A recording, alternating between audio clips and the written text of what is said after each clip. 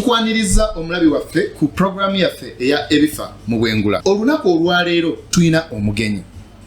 Tugenda kusabukulira mu nsonga z'obunabbi. Obunabbi buno bukyaliyo oba wa Bayibuli mu ndagaano enkadde. Tosubwa episode eddako mu ebifa mu bwengula.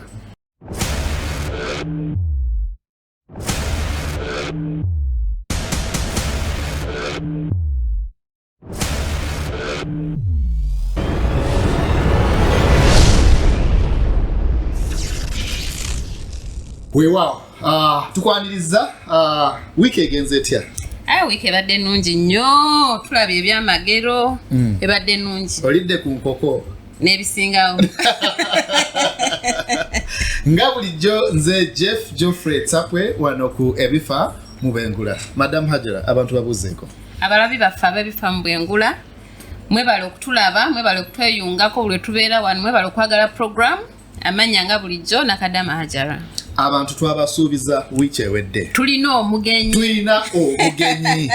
Omukugu mu nsonga ez'obunabbi. Yes. Obadde olina ebibuuzo ebikwatagana ne ku bunabbi.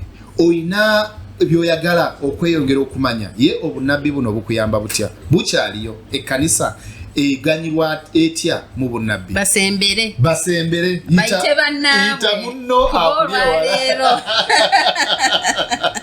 Kigenda tokota anikabadde. Yes. Weewaawo, ke kaseera keeko twanirize omugenyi. Sijja kusobola kumwanjula kubanga ebitiibwa bingi ate omulimu gwakoze mu bwakabaka bwa Katonda munene. Njagala twanirize Bishop Wisdom tukwaniriza. Amen. Nsanyuse okubeegattako nange. Twesimye okubeera nawe olwaleero. Weewaawo. Bishop Wisdom, omuntu atakumanyi bulungi oba omuntu omupya ku show yaffe eno, mbadde nsaba omumenyeremu bulungi gwani ministry yo eririddawa bagiyita batya, yo bw'aba ayagadde okwegattako akola atya, bakuŋŋaana ddi, akutegeere mu bulungi ne mu bujjuvu. Amanya gange Wisdom Capital, ndi muyigiriza wa kigambo era nkulira obuweereza obuyitibwa Caris Fellowship.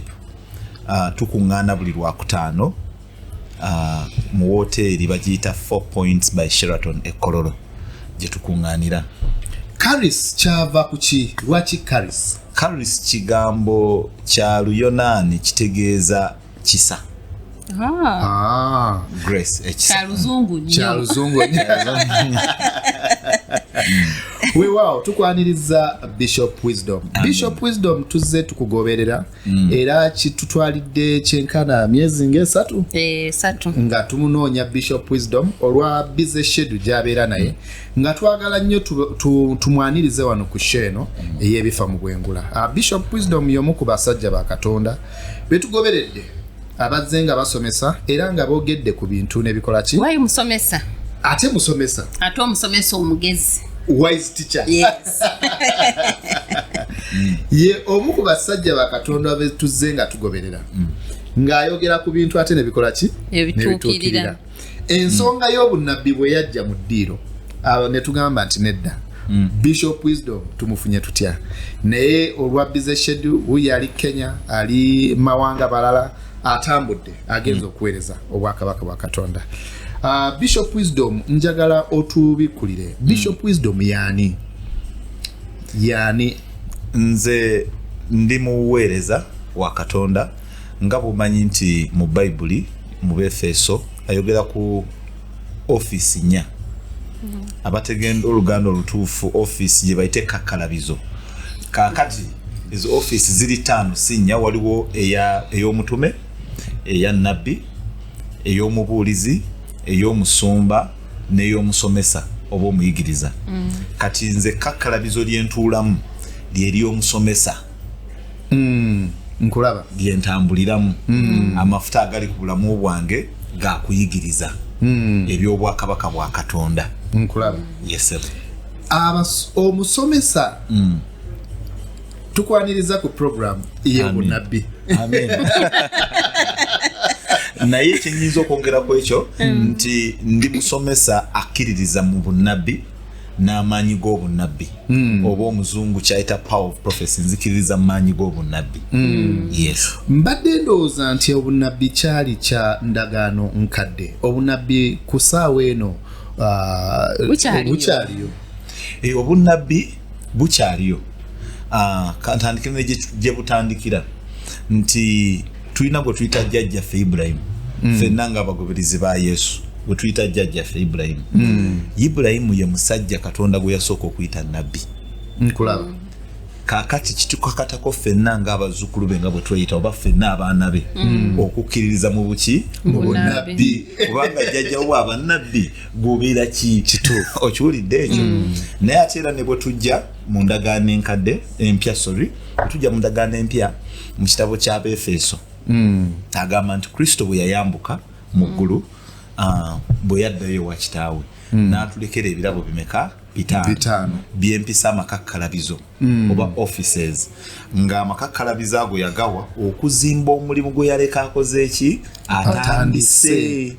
So omulimu ogwo okuvaayo obulungi gwetaaga omutume, gwetaaga nnabbi, gwetaaga omubuulizi, gwetaaga omusumba n'omusomesa. Bw'ojjako omu oba babiri omubiri gubeera mulema. Nkulaba. Kitegeeza nti nabbi n'omutume n'omusomesa bandi bateekeddwa kukolera wamu. Kubanga bonna bazimba ekintu kyekimu, ate buli omu alina obuvunaanyizibwa obubwe. Kibanga kuzimba nnyumba, waliwo abalungi mu byokuzimba amataffaali, kati ate waliwo abamu nga skill yaabwe finishing, kuba plaster. Naye bwe mugamba agende musingi ennyumba ejja kugwa. Nebeerayo abamasanyalaze, aba wiring, sibe bayita aba wiring abamasanyalaze. Ne wabaayo aba sealing nga bo ogwabwe gwaki gwa sealing. Naye ekiseera bwe kituuka nga kiseera kya kuteekayo sealing ne tuyita owa sealing, tekitegeeza nti ow'omusingi talina mugaso, nti tujjamu kuba amagi. Kitegeeza butegeeza nti kiseera kya sealing. Weewaawo tulabye topic eya leero ya bunnabbi. Era ekkanisa ngeri gy'oli nti otambulira mu kirabo ekyobunnabbi. Njagala otusiige ekifaananyi nti obunnabbi buno oba ekirabo ekyobunnabbi kiganyirwa kitya ekkanisa oba obwakabaka bwa Katonda. Kakati ekirabo ekyobunnabbi kiri ku mitendera katugambe ebiri. Waliwo kyayita ekyokuzzaamu amaanyi. Bw'osoma ebbaluwa ya Pawulo eri Abakolinso esooka essula ya 14 n'akugamba nti oli bw'alagula azimba ekkanisa, azimba omubiri. Kati ku mutendera ogwo omuntu asobola okuwa ekigambo ekikuzimba ekikuzzaamu amaanyi, oba ku mutendera ogwo era alagula asobola okubaako byalonda mu bulamu obwo byobadde tosuubira nti waliwo abalala bakola ki ababimanyi, ng'ekyo kiba kigendereddwamu kulaga nti Katonda ali wamu naawe essaawe, kubanga Katonda mwoyo.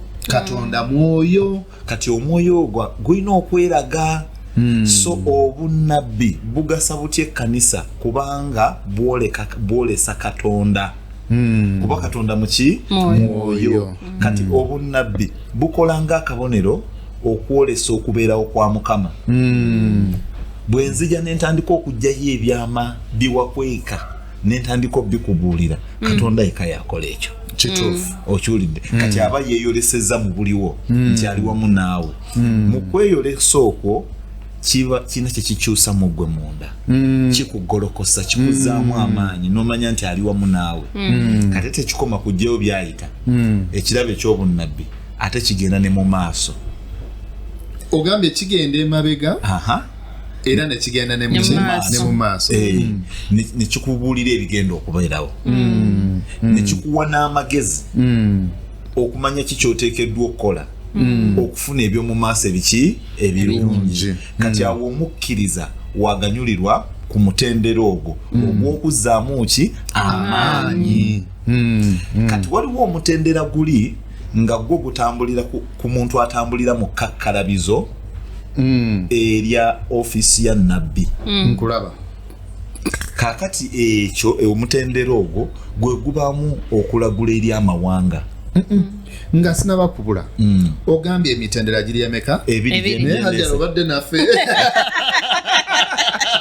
owani wotuula wansi w'omumanyi owuliriza nkulabye wano ng'okwata peeni ng'olina kyowandiika agambye emitendera giri emeka ebiri ku muntu ne ku mawanga obadde onnyonnyola ku office kati mbadde nnyonnyola office kati omuntu mukama gwawadde okutambulira mu office kiba kisukkulumya okuba ekirabo ekyo ekirabo eky'obunnabbi kijjirako obuyinza kubanga ali mu office omuntu yenna abeera mu office office kitegeeza buyinza aba n'obuyinza bwakola ki bwalina era kyova olaffe abakkiririza mu bayibuli egamba nti tewali mukama kyanaakola nga takibuliddeeko baddu be bannabbi kubanga bakola nabo okubaako byakola ki byatereeza kati ku ddaala eryo obunnabbi era abantu bwe banalaba programu eno batandika okubwagala kubanga obunnabbi yemu ku ngeri mukama gy'alaga okwagala kwe gye tuli ku mutendero ogwo oba ku ddaala eryo obunnabbi butereeza amawanga kankuwa ekyokulabirako nti eggwanga liyinza okuba nga liyina gye liraga awakyama mukama n'ayimusa nnabbi n'abaako kyayogera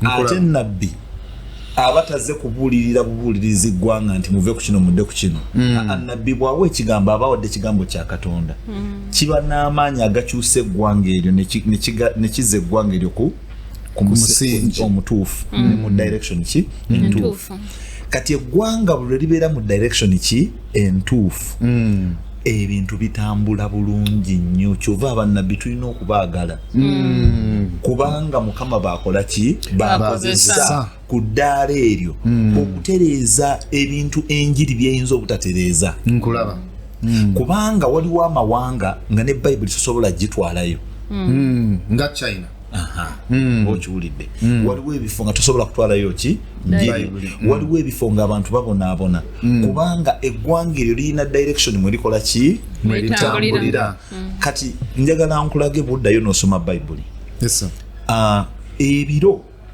byonna eggwanga lya Isirayiri bwe baagaananga okuwuliriza nnabbi baagendanga mu busibe obusibe obw'ensimbi ne babeera baavu oba obusibe obw'okubeera wansi w'amatwale amalala naye ate ejjukira bwe baali mu busibe Emisiri ne bakaabirira Katonda mukama yabaanukula atya yaweereza nnabbi olwaleero bw'ombuuza lwaki naddala okubonaabona okw'ensimbi kungi nnyo mu mawanga kubanga tebawuliriza bannabbi kitegeeza nti Katonda alina ekigambo kye yaweereza dda nga bino tebinabeerawo ekikwatagana ne bannabbi actually omusomesa bw'agamba nti okubonaabona kw'ensimbi kuli olwo abantu kutawuliriza bannabbi kunzijukiza scripture mu Bayibuli egamba nti kiririza mu Katonda onanywezebwa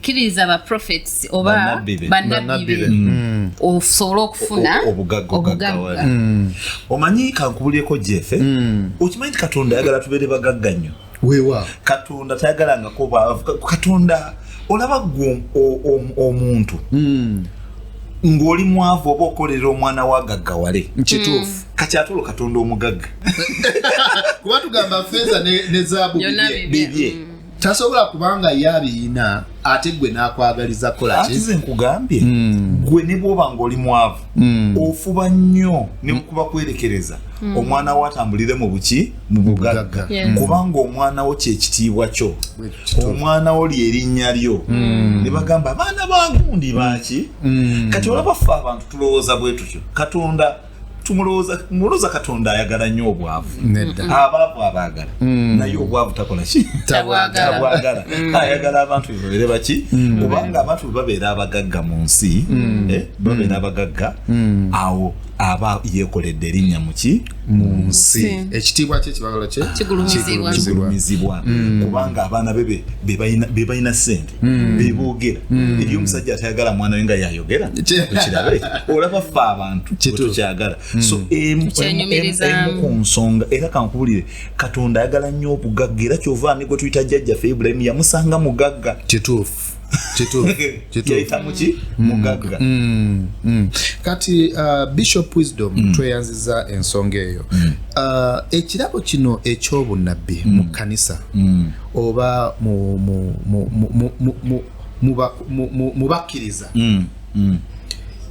omuntu yenna asobola okufuna ekirabo eky'obunnabbi omuntu yenna asobola okufuna ekirabo eky'obunnabbi kisoboka kati kankuwa ekyokulabirako bayibuli mu bikolwa by'abatume eyogera ku bawala ba Filipo nkulaba abaali balagula bawala ba Filipo abaali balagula so buli mukkiriza yenna ng'alina omwoyo wa Katonda asobola okulagula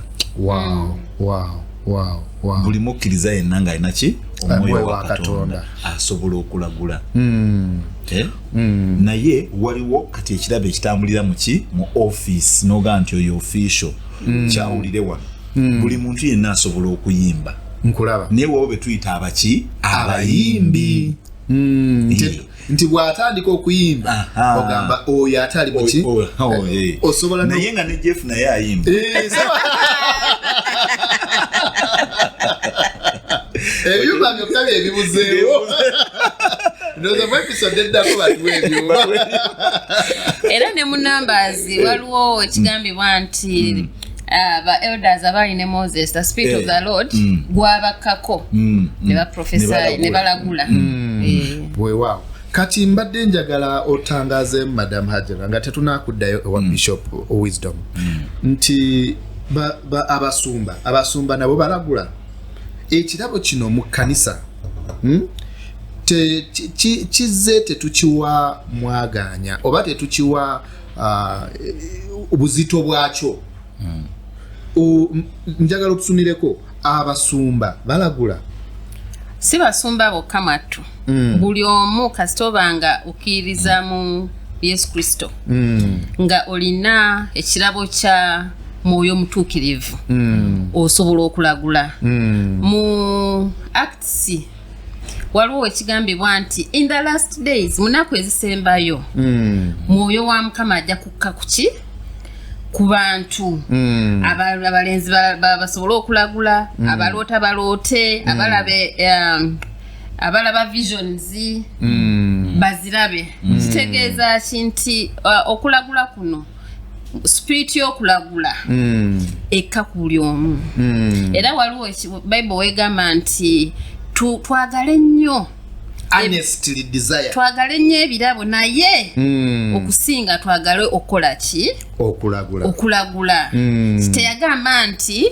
omwoyo wa Mukama ake ku baprofeti balagule ake ku basumba balagule so kitegeeza nti kobeera omusumba kobeera omwana wa Katonda oba osobola okukola ki okulagula naye katugende wa musajja wa Katonda asobola okwongereza Bishop Wisdom ndabye nzize nkugoberera ku mitimbagano ku YouTube channel yo nzize nkugobera era kyekyatukwagaza nnyo okukyaza ku sheno eyo bifa mu bwengula nti ndabye ebigambo byoyogedde ne bikola ki ne bituukirira nga byeyongera okukakasa ekirabo eky'obunnabbi ate nga weewaawo oli Bishop Wisdom musomesa naye ate ayogera obunnabbi ne bukola ki ayogera obuki ne bubeerawo mbadde njagala otusunireko ekirabo kino okuzzaamu amaanyi ekkanisa n'omubiri gwa Kristo nti ekkanisa ekoze etya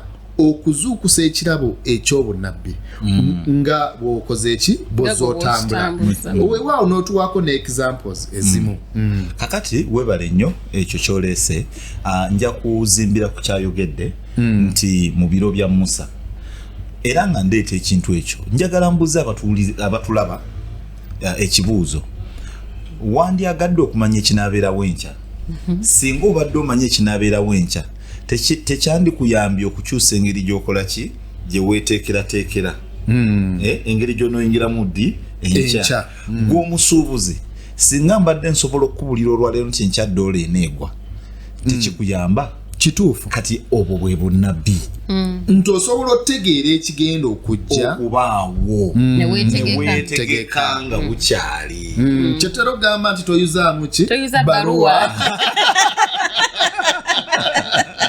oba nogamba enkyagenda tubuuka kati olwenkya toyinza kulubuuka so kyengezaako okulaga nti obunnabbi kirabo Mukama kye yatuwa okusobola okulaba amaaso gano bye gatalaba nkulaba era awo munzikirize ngambi Mukama waffe Yesu yeebazibwe amina okiwulidde nti Mukama yali akimanyi nti okubeera successful kyekivugano okubotola mu bulamu bw'ensi eno olina okuba n'obusobozi obulaba ebirabika n'ebitalabika kati omwoyo wa Mukama bw'atutambuliramu mu ngeri ey'obunnabbi tusobola okulaba ebitakola ki ebitalabika okusinziira ku Katonda omuntu alina okuba nga asobola okulaba ebirabika n'ebitalabika so amafuta g'abannabbi gatuyambako okutuzuukusa mu ekyo ekyo amafuta g'abannabbi kye gazimba mu mubiri gwa Kristo oba okitegeera kyengamba kubanga amafuta gaabwe gazuukusa omuntu oyo muffe alaba ebitakola ki ebitalabika kakati ombuze ekirabo ekyo kigabanibwa kitya lumu omusajja bamuyita nabbi Musa mu Bayibuli obuvunaanyizibwa Mukama bwe yamuwa bwali mukoze eki bumuzitoyeeko kakati nagamuka abana abantu nze sinze nabazaala bamenya Mukama namugamba kakati kufuna abakulembeze baabwe 7 obaleete ntole ku mwoyo akola ki ali ku gwe omwoyo asobola okugabanwa omwoyo asobola okugabanwa Mukama teyamugamba ndeetere omwoyo omulala oba amafuta amagamba ngenda kutoola ku mwoyo ali ku gwe muteeke ku ki obakulembeze bonna nkulaba era Bayibuli egamba omwoyo bwe yabakkaako bwe bati kye basooka okukola kyali ki kulagula kati waliwo abakulu babiri ndooza bali babiri abatajja mu meeting eyo bo nga basigaddeyo mu weema okiwulidde naye omwoyo bwe yajja yali azze eri abakulu nabo teyabasparinga nabo baafuna ne babasanga nga bakola ki balagula ne bajja ne babaloopa ewa Musa nti ne bali babakola ki balagula ko Musa nga nandyagadde mwenna mube nga mukola ki mulagula so Mukama bw'aba ayimusizza nnabbi masekati gaffe ne tumwekwatako lwaki tumweyungako ne tuconnectinga naye oyo nnabbi alina ekirabo ekisobola okuzuukusa ekintu ekyo mu buli muntu akoze eki amwegasseeko kyetwatandikiddeko nti nze ng'omusomesa nina kyenzimba mu kkanisa kyanjawulo ku kyaki ku kyannabbi kyakola kyanjawulo ku ky'omutume kyakola ki kyakola nze siri musumba abasumba mbassaamu ekitiibwa mbumbuuza mpulira nga emirimu gyabwe mizibu sisobola naye okusomesa nkola ki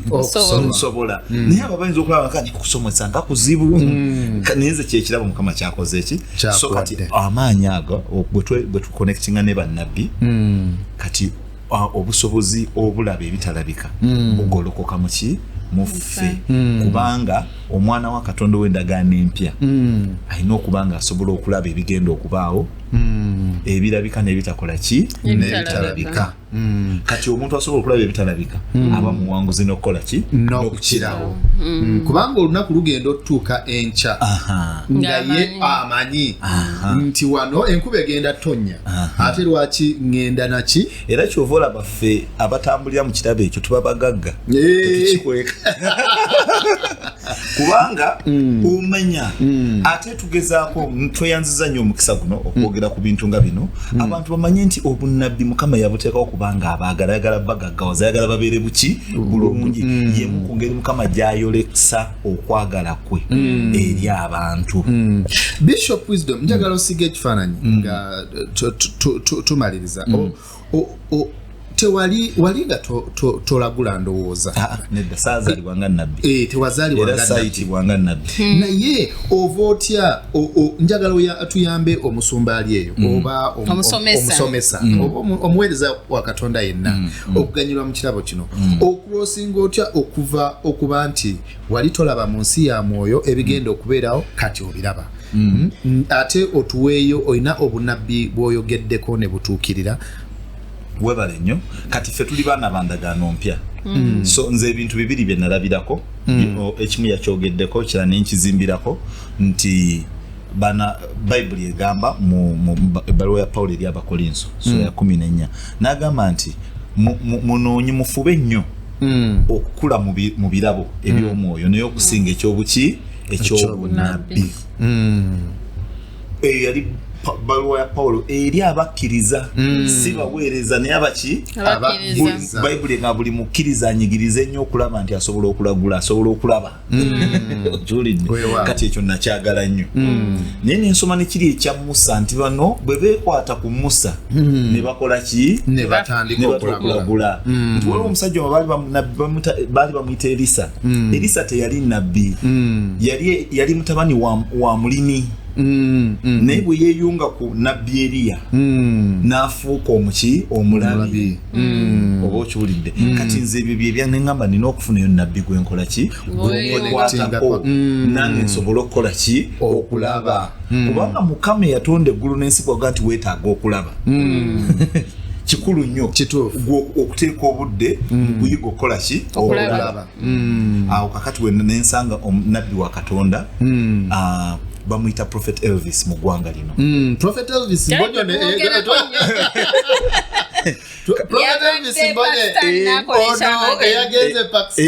yagenze Pakistan yes omusajja oyo kati nze no kankubulire nzikiririza nnyo mu Bannayuganda nakikubulire kubazukira nali Bungereza eyo nga noonyereza nali nsoma master Bungereza ewa Queen nasoma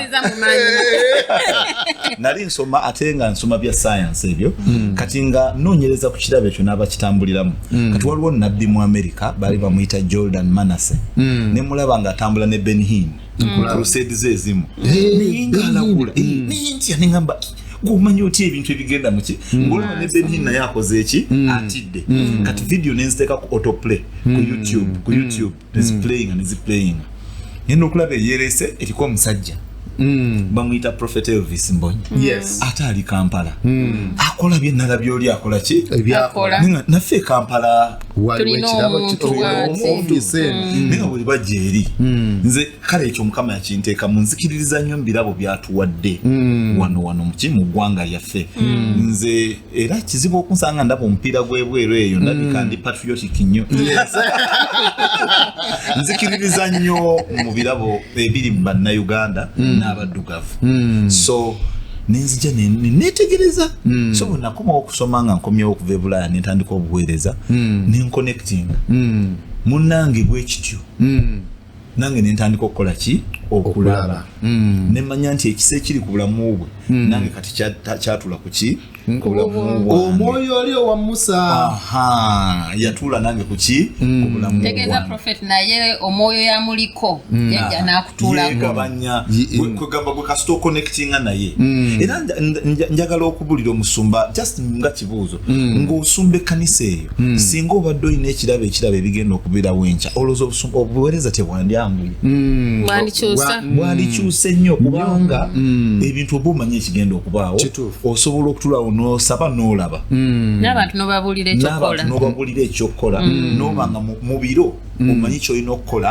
mu biro ki kubanga ekirala kyenyinza okusembera tuyinza kwogera bingi naye kansembyeyo kino nti ndowooza kyandikusanyusiza nnyo okumanya nti enkuba egenda kutonnya emisana n'ogenda n'ambuleera kituufu oba n'omanya nti akasana kajja kwaka nnyo n'otayambala biddugavu kituufu weewaawo omuntu yenna atulaba olw'okuba nti ebintu bino biwooma waliwo obutambi bungi tosubwa program eddako nga tukusabukkulira nga tulaga ebimu ku Bishop Wisdom byayogedde ne bituukirira mu ggwanga lino ne mu mawanga. Mukama akutukuumire.